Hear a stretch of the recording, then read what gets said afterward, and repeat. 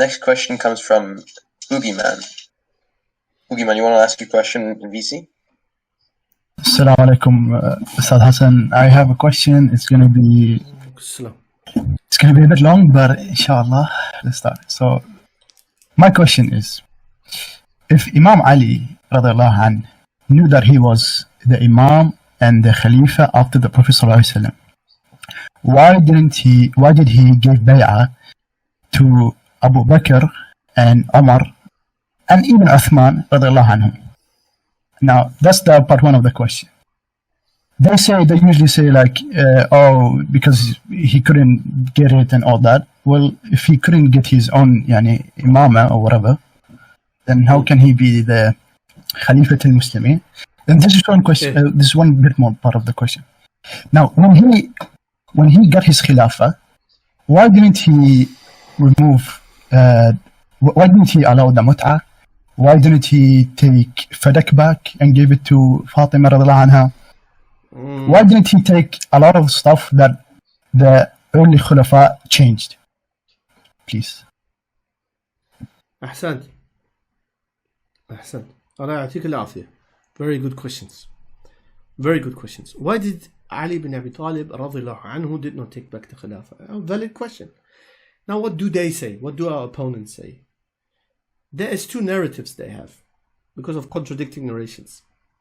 Some of them who are completely deprived of any aql and who think they are very brave and very hard, and by showing the bara'ah, like the Yas al-Khabith, Shirazi type of Rafida, who curse openly, and all of them curse, all of them make takfir of that. Every practicing one has to do that. It's just one of them, one group is a bit smarter and knows that by doing so they will expose themselves and their religion completely. Those among them who think they are brave, but in reality they are just dumb and they are exposing their religion for free, are the Shirazi and the Yas al-Khabith camp. They claim that Ali never gave bay'ah. They just claim he never gave bay'ah aslan. So he never gave bay'ah. Who said he gave bay'ah? He never gave bay'ah. He exposed them. At Saqifa he exposed them. He went there and gave a khutbah, and at Fulan and Ghadir and at every Shura he exposed them. Of course, these are nothing but lies. There doesn't even exist a fabricated narration in the books of history that Ali went at, for example, at the Shura of Omar, for example, or the Shura radiallahu anhu, or the Shura of Uthman radiallahu anhu, and exposed them. On the contrary, Ali participated. And when you participate somewhere, and when you do not express any objection, then you accept the asl, you accept the foundation. Ali accepted Shura. Otherwise he would have never accepted it in the first place. He did not just accept it. He participated and he gave his ra'i. I always say this. Imagine a king, a kafir king. He was kicked out from the throne. Right? He was kicked out from the throne by a bunch of thugs, goons, usurpers. And then imagine these thugs invite the king who was kicked out and say to the king, "Oh, yo, what's up, king? We kicked you out. We usurped your rightful place. Can you come and play election games with us because we want to elect the next king?" The king would say, "What are you on about? I am the king. I come nowhere. I don't play election shooter games with you. I am the rightful king. If I come, all I'm going to do is to expose you in public." This is what Ali bin Abi Talib would have done if the Rafidi 12 Imami Shi'i narrative would be true. Of course, it is not true. It is a folklore religion. It is a romanticized religion with the impractical belief called Imama. Some Orientalists, kuffar, non-Muslims, they have supported this narrative, of course, because tashayyu, for a kafir, it's the most beautiful thing that can happen. Everything is chaos. Everybody became kafir after the Prophet, except few. Prophet's wives, most of them are evil. Of course, Orientalists. Have you seen when Shias always bring some Orientalists? But look, they believe that Ali should have been the next caliph. And that one. I'm always surprised that I always thought that Orientalists have ijma'. Western kafir or Orientalists, that tashayyu is true Islam. Of course. They are opposed to Islam. They don't believe in Islam at the very least. Of course, they will go for the most chaotic narrative of Islam. No matter how much they claim that they are unbiased and just historians. Who believes that? So anyway, if that would be true, that Ali is the only Khalifa and whatnot, and he was kicked out from his rightful position, then Ali would have done what the king would have done in my story. It's just logic. Now, one group of Rafida claimed that he never gave bay'ah. But that position, that claim is problematic, because in their books, there's evidences, and in our books anyway, clear-cut evidences, that he gave bay'ah. He gave bay'ah. Now, the only issue is, if you can call it an issue, in Ahlul Sunnah there's ikhtilaf. Did he give it immediately or after 6 months? They always rant about the narration in Bukhari that al-Mu'minin Aisha radhiallahu anha said that he gave bay'ah after 6 months. Yeah, but they never read the whole narration. They mentioned the beginning, 6 months, and they cut out the rest of the narration. SubhanAllah. Although the whole narration is beautiful. I will print it out and put it here next time. If somebody wants to frame it nicely for me, I'll print it out and put it there. Why is the whole narration beautiful? Because in that narration, Ali doesn't claim he's the infallible imam. He doesn't claim he has knowledge of the unseen, is superior than other prophets except Muhammad alayhi wasalam. He doesn't claim 11, 12 imam nonsense, infallibility, a hidden Mahdi. None of this. He just says that he was upset that he was not consulted at Saqifa. That's all. He wanted to be consulted. So even that narration says after 6 months, but he did. And that narration mentions that he praised Abu Bakr and Abu Bakr praised him. Abu Bakr as-Siddiq radhiallahu anhu. Abu Bakr praised Ali, Ali praised Abu Bakr. Love. So you know how they sometimes try to portray Ahlul Sunnah, that we are naive, that we don't know history. They think they know history. Unfortunately, especially the awam, the general folks among them, they think they know history because they have been raised up by shubuhat and looking for mistakes of Sahaba and widely cherry picking, with 3 underlines, cherry picking from books of history, secondary sources, weak sources mainly, like Tariq books, and then because they know, as I said, they cherry pick whatever suits their whims and desires, and then they think they have more knowledge about us when it comes to history, and that we whitewash history. We don't whitewash history. This hadith in Bukhari is beautiful. The hadith in Bukhari reveals that Ali had a conflict with Abu Bakr as-Siddiq. There was an issue between them, but they resolved it. 1,400 years ago, they resolved it. Ali said, you are deserving, you're the most deserving of that position, Ya Abu Bakr. We are not jealous of that. Look, this is our Ali. We don't need this Rafidi Majusi Ali. We have our Ali bin Abi Talib anhu, who said to Abu Bakr over 1,400 years ago, you deserve this position. We are not jealous of it. You are the companion of the Prophet alayhi salatu wasalam, and so on and so forth. And then Abu Bakr explained himself, and then they both praised each other, and that's it. Now there's more to it. Some scholars reconcile this narration with other narrations by other Sahaba, and some scholars hold the opinion that there were 2 bay'ahs. Aisha wasn't aware of it. Aisha wasn't aware that Ali gave a bay'ah, an initial one, and then he secluded himself, and then he gave a second. So anyways, according to us, Ali bin Abi Talib has 100% gave bay'ah, and their books, there's evidence for this as well. They have 2 opinions. One group among them is completely deluded, says that they did not give bay'ah, he did not give bay'ah. And the second group says that, well, he did give bay'ah, but you know, all the rubbish excuses. Taqiyya, because of fitna, because of unity of the Muslims. You know, okay, unity of Muslims, he didn't talk about wilayah and nothing, he left it, right? Then why do you talk about wilayah and talk every day about his wilayah and his haqq, and even the haqq of 11 other ones?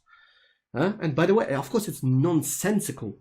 Have you ever, because they claim the imam is superior than the Prophet, except our Prophet. And even that one is a lie. It's just a lip service. In practice, even the imams are superior than our Prophet. And you can see this. I used to be a 12er. Just by the rituals. When do they say, Ya Muhammad? Not that it's correct to pray up to the Prophet Muhammad ﷺ. We pray for him. Not that they never say, Ya Muhammad. It's shirk as well to pray to Muhammad and ask your needs from Prophet Muhammad ﷺ. But that's not the default. The default is Ali, Ali, Ali, Hussein, Hussein, Mahdi, Mahdi, Mahdi. Their TV channels, their mosques, their places where everything is about Ali, the cousin of the Prophet and his descendants. So it's really a religion. They say Ahlul Bayt, but Ahlul Bayt means the people of the house. They exclude wives who, according to the Arabic language and the Quran, are part of the Ahlul Bayt. And then they include Ali bin Abi Talib, who is by extension, according to us, Ahlul Bayt, yes. But it's all focused on Ali bin Abi Talib and his household and his descendants. And not any descendants, of course. The descendants specifically from Al-Hussein, anhu, who, according to weak historical reports, married the Persian princess, a Majusiya, a Zoroastrian Persian princess, the daughter of Yazgir II, the last emperor of Persia, the Khabith. And so it doesn't make sense, of course. It doesn't make sense that Ali bin Abi Talib just, work with the evil Sahaba for the sake of unity and whatnot. We don't have any prophet who just stopped his da'wah and calling to the truth for the sake of unity. And I repeat, according to them, a imam is above the position of a prophet and has the same obligations as the prophet.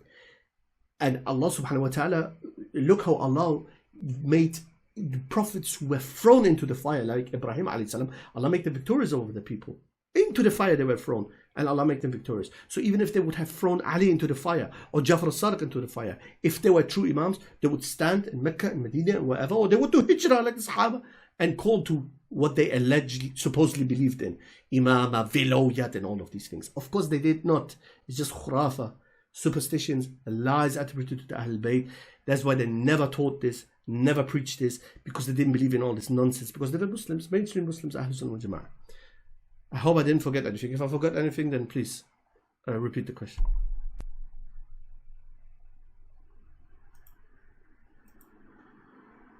Hello? No, I was the one that asked the question. No, you actually answered everything. If you want to add, something about Ghadir Khum and why didn't the Sahaba that listened to Ghadir Khum did nothing to Imam Ali to help him? When the Shia books claims there was many thousands that listened to Ghadir Khum. So, but yeah, you answered the question. Yeah, Ghadir Khum is a vast topic. I've on 12ashia.net. Please, admin, share these websites with all the brothers. 12ashia.net and give2shias.com. I have written a lot of articles, and I've contributed to a lot of articles about this topic. And then you can inform yourself in detail. And of course, ghadirkhum.com. One of our former team members, Farid, from Farid Response, he set up a whole website proving that the correct understanding, the just, authentic understanding of Ghadir Khum is the Sunni understanding. And even the Ahlul Bayt had the Sunni understanding. Subhanallah. Authentic narrations on the Ahlul Bayt, that Ahlul Bayt had the same understanding as Sunnis. Not just as Ali was the Prophet declared Ali as his friend, this is a strawman argument. We don't say he was declared as a friend. No. Mawla is more than a friend. We admit to that, way more than a friend. But it's not political power, absolute, and he was declared as the successor, and the Prophet is still 3 months alive. It doesn't mean that. And whoever wants to know more about this needs to put in some effort, work, time, and study some articles. There's a question in the text channel. Our brother asks, he says, Fatima radiallahu anha door incident where Omar radiallahu anhu supposedly threatened to burn her down in Musannaf ibn Abi Shayba. Is it fabricated? And if so, is there proof? He's just asking about that incident. Yes, no problem. The hadith, first of all, we made a very detailed video about this. Because the narration in Musannaf Ibn Abi Shayba, the Musannaf by Ibn Abi Shayba. Now, did you know, the knowledgeable ones amongst the Rafidah, they know that the only authentic, or one of the very few, and the most beloved to them, narration about this incident is the one in Musannaf Ibn Abi Shayba. And you know why? I paraphrase one of their own scholars. One of the scholars said, all these narrations we quote about this so-called incident, the burning of the house, killing of Fatima, her losing her unborn child, all of these narrations are from secondary sources and are extremely weak and fabricated. So if you bring this against Sunnis, any knowledgeable Sunni can destroy you on this matter. He admitted, one of the scholars. Some of them know this, they are not dumb. Some of them have a little bit knowledge and they know they are at the dead end. But unfortunately, most of them do not have enough love for truth and justice. So what do? They go to the next best thing. Because their narrative is a Bollywood, Nollywood, Rafidi-wood narrative. Theirs once is a movie. There's ones, Fatima is about to take off her hijab, a'udhu billah. She's about to take off her hijab, the world shakes. Salman al-Farisi is there. He's asking, well, what the heck is going on? And they say, oh, she's gonna take off her hijab and then the world's gonna collapse, it's gonna go upside down, it's gonna rotate. And Ali, they put a rope around his neck, dragging him like a stray dog through Medina. A'udhu billah. Theirs is like a Hollywood and Nollywood and a Hollywood, Nollywood, Bollywood.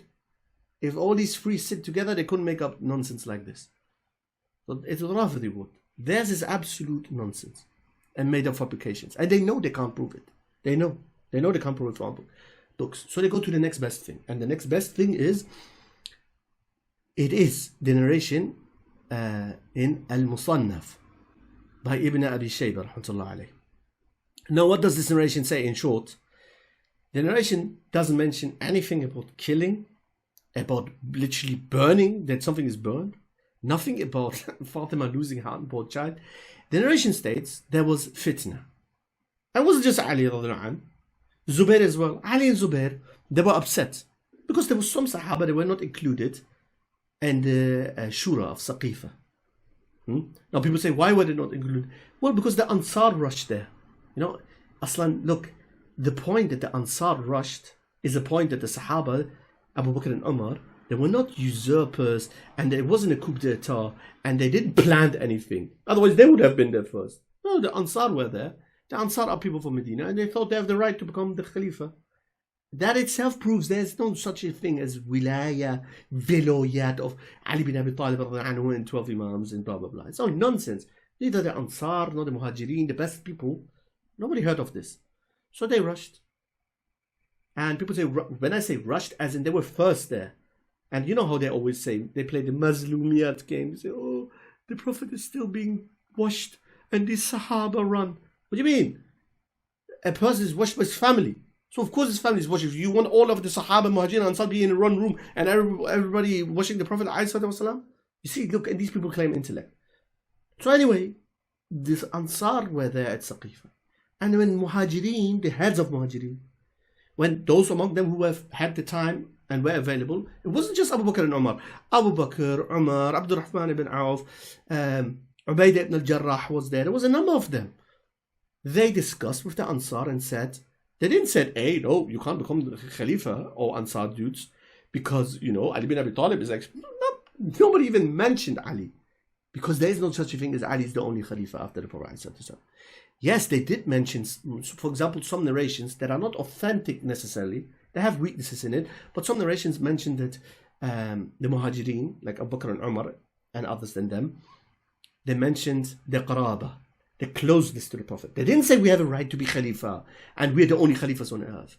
These are very very general narrations by the Prophet that Khilafah has to be amongst Quraysh and stuff.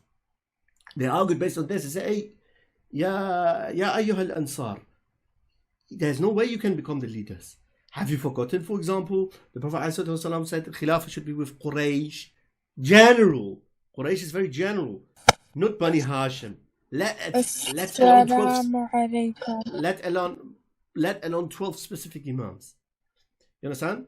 So this is how now, Allah guys, please don't unmute. You make me forget.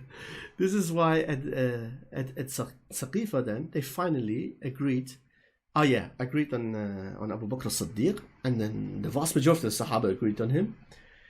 And the narration in Ibn Abi Shayba mentions a fitna where the likes of Zubair and Ali did not, and not that they rejected the Khilafah of Abu Bakr, that at the beginning they hesitated to give bay'ah. That's all it is. And the narration mentions, that the person who opposed Ali and Zubair, guess who it was? None other than Fatima al-Zahra. But they don't read the whole narration, or they skip quickly through that bit. Fatima radiallahu anha, in that narration, says to Zubair and Ali, go out and do not come back except in a guided state. Go back and give bay'ah to Abu Bakr. Why are you delaying it for? They come with the arguments that no, she had to because Umar would have burnt the house and blah, blah, blah. We have narrations. In the narration, Umar said he threatened those men. Yes, everybody was in the same house, but that's an Arabic expression. The Prophet ﷺ also made similar expressions for people who do not go to the mosque, who are close to the mosque, live most next to the mosque, and don't attend the mosque for salah. These are expressions that were normal at that time. And one final thing, the narration is not even agreed upon. There's ikhtilaf. There are scholars who weaken the narration. So it's not a rock solid, really strong narration. So some scholars even weaken it. But I say, even if we authenticate and accept the narration, it's not an evidence for them. It still goes against them. And I too have written articles on this. It's on Gift to Shias. And well, we made a whole video series about this on 12 Shia, on the Sunni difference. So now, that's about the narration of Ibn Abi Shayba's narration. It doesn't mention anything about hitting, burning, literally burning.